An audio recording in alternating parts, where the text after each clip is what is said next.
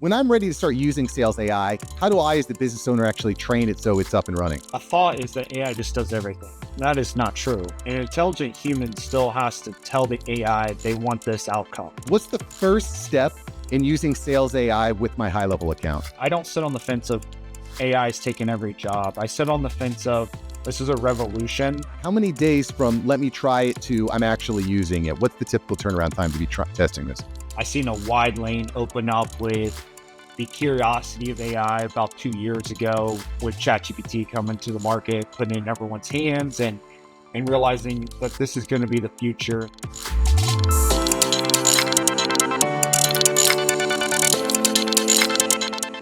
All right, boys and girls, we are on the line here with Mr. Devin Johnson. And before you ask the question, who is Devin Johnson? Let me just tell you that he is not only a SaaS founder, but he launched and grew one of my favorite LinkedIn automations called Connected.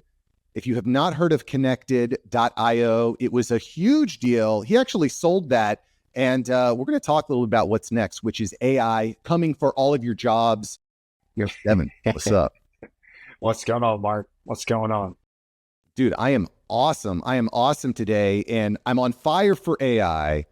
I've been looking for this conversation because I was using Connected for quite a while, and it was really cool. And basically, what it did, ladies and gentlemen, is it allowed you to automate your DM campaigns. Kind of think like cold email, but for LinkedIn, and without all the headaches that you get with cold email. Devin, what happened? Because Connected, what happened to Connected? Where's Connected now? Yeah, so we grew that business top line about 20 million and 160 employees or 170 employees. I can't remember the exact head count at the peak, but what we had realized with the business was it was a high churn business, a lot of SMB users, and we also realized that more than a lead gen problem, people have a conversion problem, and so I seen a wide lane open up with the curiosity of AI about 2 years ago with ChatGPT coming to the market, putting it in everyone's hands and realizing that this is going to be the future. And somehow I'm going to take the conversion problem of lead generation and revenue automation and fit it into AI. And kind of the love fell into sales AI and opportunity from a strategic partner that had worked with us for a long time to sell Connected, popped up, and we finished that sale in October of 2023. And we launched officially in, I'd say, soft launch in March, hard launch in May, salesai.com. We had already started building the product and training the data sets on, we had over 18,000 businesses on Connected. So we had a lot of data of booking meetings, what people wanted to hear, what people responded well to. So we started training a language model internally and then wrap the product sales AI around it. And so, it was a cool foundation builder for Connected. It was a great business. A lot of people, you're going to be a lot of businesses, it's hard to get past 5 to 10 million in revenue. So, we climbed a good mountain with it, but it wasn't as challenging from the perspective of, I don't know if this can be a $1 billion company. I don't know if it can sustain and change lives like I want to. And so when the opportunity presented itself, we took it out and rolled into sales AI. Okay, dig it. And I'm with you there because AI is kind of like the hot button item. But when you start to see glimpses of it, you're like, okay, this is going to change everything forever. One of the challenges that I've seen being in the marketing world, playing with a lot of different AI and automations and things of that nature, is everyone is just stamping AI onto whatever their SaaS product is and saying it's AI enabled. And so we've kind of seen this lull. And quite frankly, y'all, this is why I was very excited to talk to Devin, because he's someone that's actually built a high 8-figure SaaS company and exited it. And now he's moving into AI. So I want to kind of in this episode, try to get some words of wisdom from you, Devin, on how we can actually use AI to grow our business, not just flush thousands, tens of thousands, hundreds of thousands of dollars down the toilet with the new product that says AI on it. So if I'm hearing you correctly, you understood that the problem was converting. So the leads are coming in. Now we need to convert them. quite Correct. frankly, how does AI help us do that? Because most of the people I talk to say, I'm a human business. People Mhm. buy from people. AI is just some fad. How is AI going to help us convert those leads at a higher rate? Yeah, so I agree with some of your statement other than AI is a fad, right? Because me and you both know it is not. But very simply, AI can work faster, smarter, and be precise every single time, whereas humans get overwhelmed. They don't do their CRM tasks. They don't respond in time. And the reality is, we live in a world where our attention spans are 7 to 10 seconds. You see an ad, you say that's cool, but then you opt in, and then your kid comes running across the living room, and you done forgot about it, right? So speed to lead is critical in the time where our attention spans only get shorter and shorter. And so what sales AI drives to do is to instantly respond to any contact within a business, either that paid ads or your website or whatever your means of people communicating are to you, and instantly qualifying, booking those leads, but also helping with customer support. We do that through phone, text, and email all in one platform. So AI can essentially work on your behalf and be an extension of your team. So where does sales AI actually play into the sales cycle? Where is it in the customer journey? Is this the cold? Is this someone is warm? Is it a chatbot? How does your solution fit into the customer journey? Yeah, so it fits really nicely for an established team already utilizing a marketing strategy, CRM.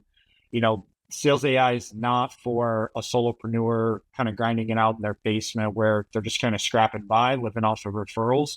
We really thrive off of an organization that knows their sales process, has a marketing ad spend category on their balance sheet, and typically the best users are already utilizing a CRM. Not mandatory, but typically you have a good sales process, you typically have a CRM. So it fits in between your outside communication and your CRM right between. And so it filters the leads so that you can have the best on your calendar and not be wasting time. It also helps with customer support. So our secondary use case is you can utilize the AI for tier one customer support. So stand up a 24/7 call in line, text line, email line, and our AI can assist answering customer questions around the clock 24/7.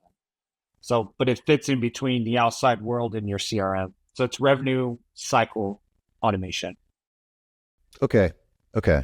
Well, so in a previous lifetime ago, a lifetime I'd like to forget about, I was in insurance Yeah. sales, and this idea of speed to lead was really important. They had infinite amounts of data that showed that every second that goes by when someone is on your website looking for a car insurance quote, every second that goes by reduces the chances that you're going to close them. So you got to be on it.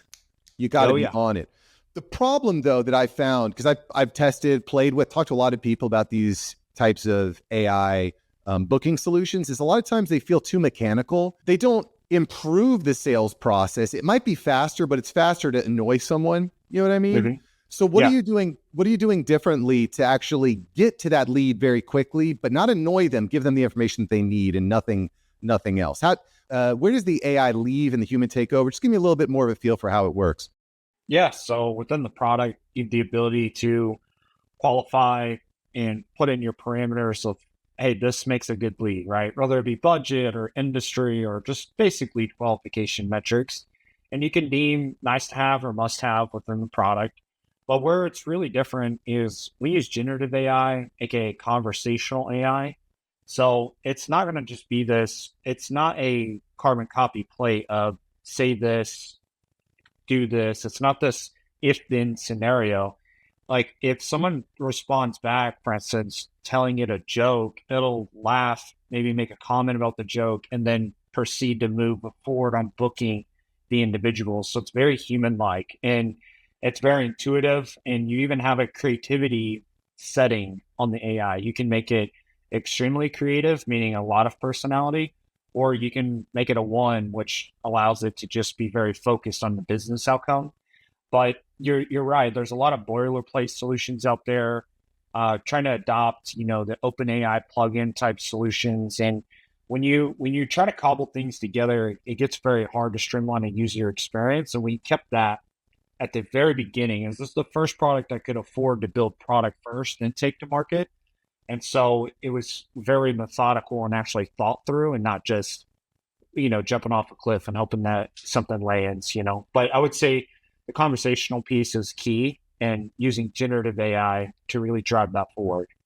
Well, and one of the things that's interesting to me, because again, I've played with a few of these types of solutions, and you can correct me if I'm wrong here. I'm not the SaaS developer. I'm just some silly marketer who knows how to drive more leads with YouTube and podcasts and email automation. But the better the data, the better the chatbot is going to operate. Absolutely. Yeah. A thought is that AI just does everything. That is not true. We are still, an intelligent human still has to tell the AI they want this outcome, right? It's the difference between a marketer using ChatGPT and someone off the street going to ChatGPT. The way you ask ChatGPT a question is going to be for a certain outcome is going to be significantly more in depth than someone that just sees ChatGPT for the first time wants to ask you a question, right?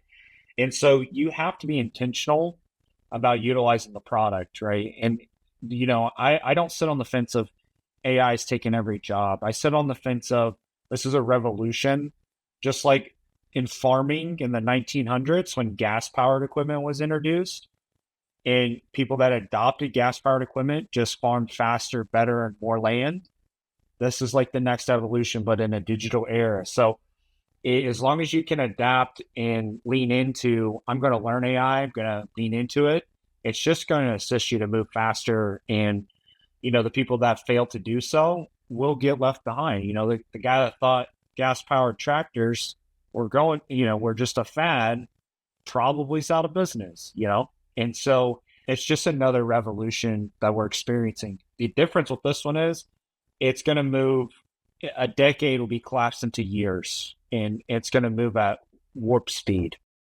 And I think that's what scares people. We just had the dock workers were on strike because of automation and robots on all the docks and the freight. They shut down like half of the country's imports for a few days, which is nuts. And then SAG-AFTRA is saying, you can't use AI in the writers' rooms. That's not fair. And, call centers, customer support. It's pretty clear to me. There's enough clues that it's all going to be AI run. But where I'm trying to kind of discern here is why sales AI is different.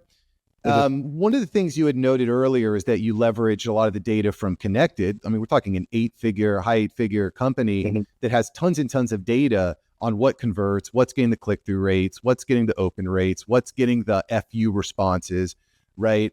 Is that part of your unique sales proposition is leveraging all that data to help train the model, or where is it? Because like you said, it's pretty easy for me to hire someone in India to develop a sales bot built on the Chat GPT or the OpenAI engine, throw it up on my site to engage people that land there. You know what I mean? Like where is that actual intelligence at?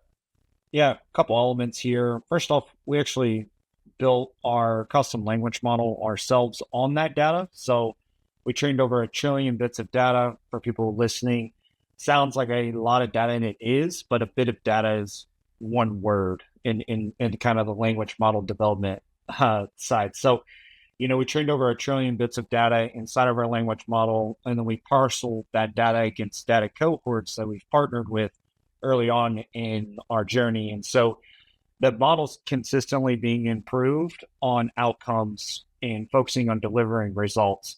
But a huge differential factor with Sales AI is open source models train and get better for everyone. Meaning, if you go upload a document to ChatGPT, the World Wide Web now has access to that document, right? And so we are a hybrid model, meaning your information is your information, and we do not cycle it back into the open. We do override calls to Gemini for larger instances or something unique that comes off, but we're not taking your information and shipping it to a large language model for the entire world to know your business practices and benefits. So security is a big one. That's called a hybrid language model in technical terms. But then taking it to a simplified user experience. Yes, you could hire a developer in India to make you something slick powered by ChatGPT. However, your data is going to the entire World Wide Web.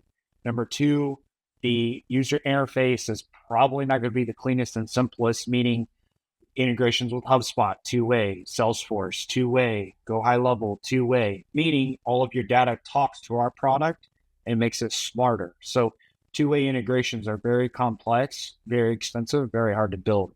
Don't even get me started on building a language model. Not even a large language model. Language model alone is extremely expensive and complex, right? I mean, just hosting it, most people would go under trying to host a language model. And so, security, simplicity, and focus on integrations and real world use cases is really where Sales AI steps out and becomes a front runner and leader in the marketplace. I'm glad you clarified that here, because one of the biggest concerns that I get when I'm talking to people is about, well, they're using my data. I need to secure my data. I have sensitive personal information, sensitive trade secrets, personal information on clients and customers. And we don't want that to be shared in a lot of cases, Devin. So I like that you're securing the data. Certainly like the two-way integration with HubSpot, Salesforce, high level, like you're speaking my language now as someone who's really focused on these types of conversions. How can I convert better for my customers? How can I help my clients get better conversions? And AI is something I'm looking at very closely. On the security data thing, Devin, I have another question. One of the things that, so let's say I'm like, okay, I've got a great sales organization, well thought out. I have a clear customer avatar. We're doing 7 figures plus in top line. I want to play with it. I want to test this. If I'm to start playing with sales AI, I'm probably going to need to train it. And I assume that means I'm going to be uploading various sorts of data, information on my business, charts, graphs, standard operating procedures. How do I actually train? When I'm ready to start using sales AI, how do I, as the business owner, actually train it so it's up and running?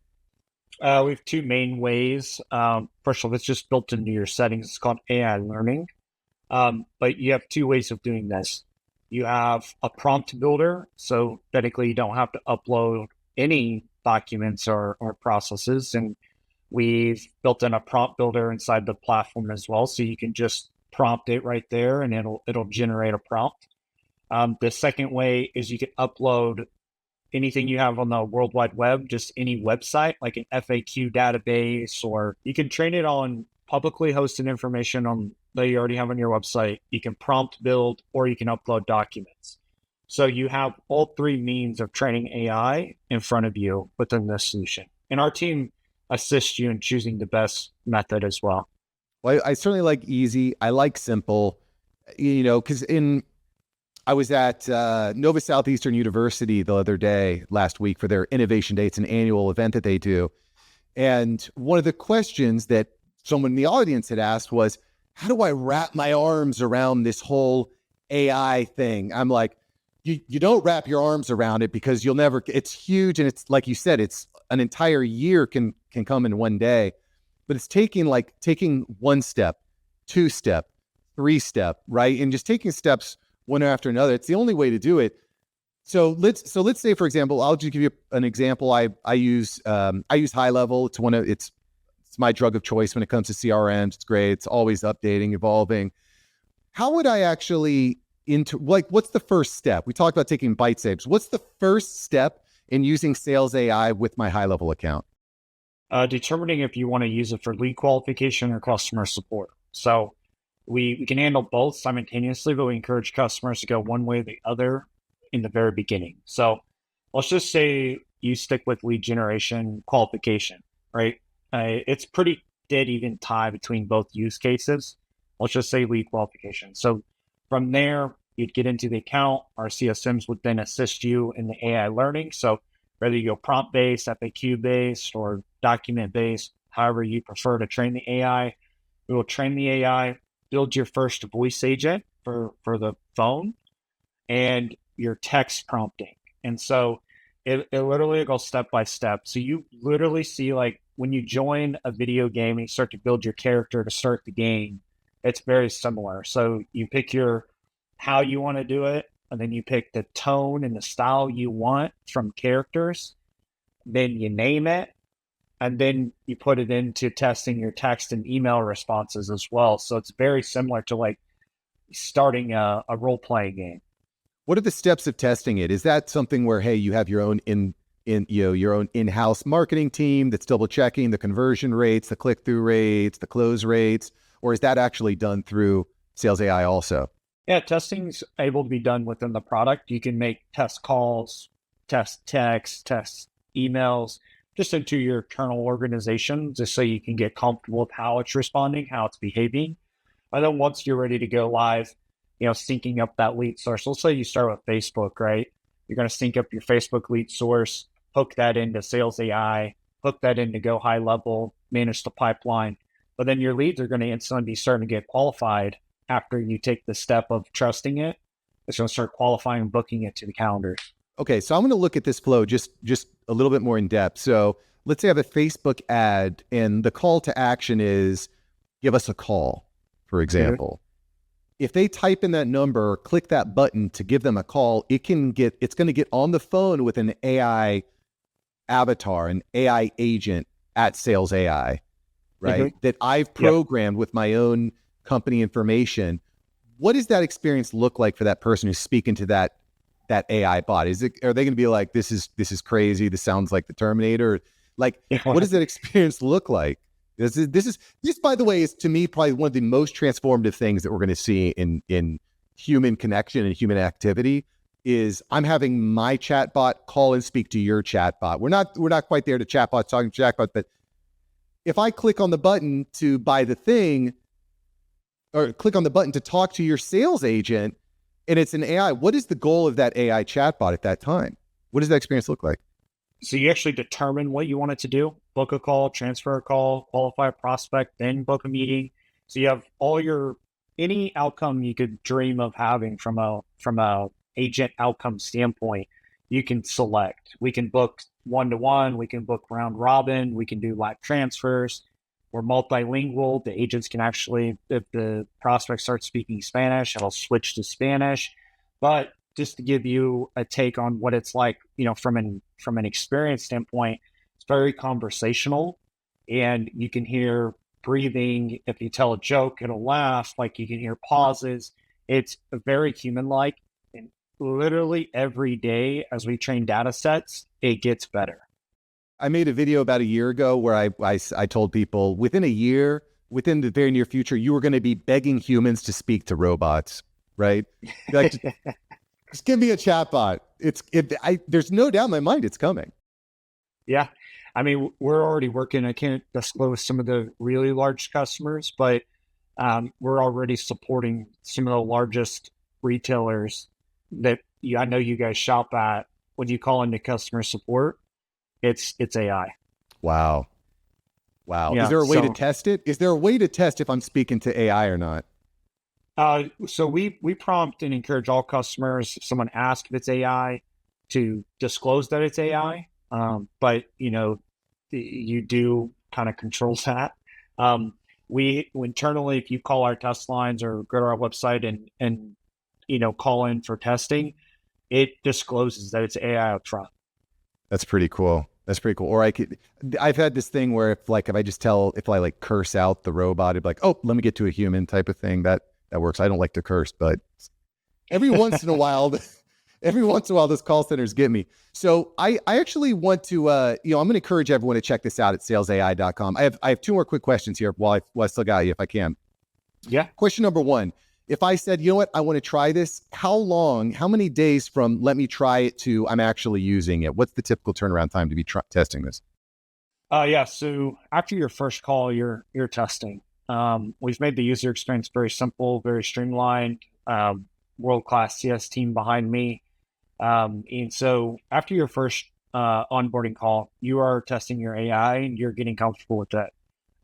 We aim to have businesses fully functional within 14 days. There's incentivized pay-wise within the organization on the backside to have businesses fully functional, meaning you have a CRM connected, you have a lead source connected, and you're actually utilizing AI for one of the use cases. So we drive businesses to be up and running very fast. Now, larger enterprises, right, dealing with procurement and some of those other nuances can slow the process down because of their process, right, internally. But for your larger SMB mid-market businesses, I mean, we get them in, we get you on, and we get you going. Cool. So within 2 weeks, I'm using an AI agent in my business, closing and booking appointments. like Yes. that, 2 weeks. That is disgusting. That is so sick. All right, final question here for you. Final question for you, Devin. So we're, again, y'all, if your mind has not been blown yet, you can go to salesai.com for more. Salesai.com. Salesai.com. That's the website. And again, Devin's not a stranger to this. He built and sold an 8-figure SaaS company. So he knows what he's doing. If I wanted to test your AI agent, how can I test your AI, the salesai.com agent? Can I get on a phone call with one of your AI agents? Yeah, absolutely. I can give one here on the podcast, and people can call it in. Hopefully marketing doesn't change it, but this one's been used pretty consistently. Let me see. That is not it. There it is. All right. Yeah. So if you're just curious what AI sounds like, you can call 361-200-1685, and that'll be Emma. She'll answer, and that's AI that you're speaking to. Crazy. You listen, y'all. I want you, as soon as this episode is over, I want you to call this number, 361-200-1685.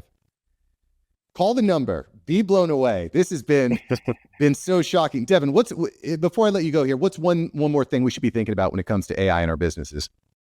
It's not a fad. I think people are accepting that. It's estimated that over 90% of boardrooms are discussing how they put that into their budget for 2025 to adopt AI. So I would definitely lean in. You're going to have a big boom of adoption through 2025 going into 2026. We're still in our curiosity phase as a business world, I believe. We're seeing a lot of fast early adopters. However, I would encourage you to get comfortable with it, get comfortable with prompting. And it's very simple. ChatGPT is free. Get in there and start asking questions, have it write some emails, have it review sales calls. I mean, it's very powerful. And it's sitting on your browser. You can go and start using it, get comfortable with it, and encourage you to just lean into it. Love it. Devin, thanks for joining the show. And again, as soon as this call's over, I'm going to go make some oatmeal. I'm going to call it 361-200-1685. I want to talk to Emma. Devin, thanks for joining the show. Again, y'all, this has been Devin Johnson at salesai.com. The man, the myth, the legend. Devin, thanks for joining us here today. Thanks, Mark.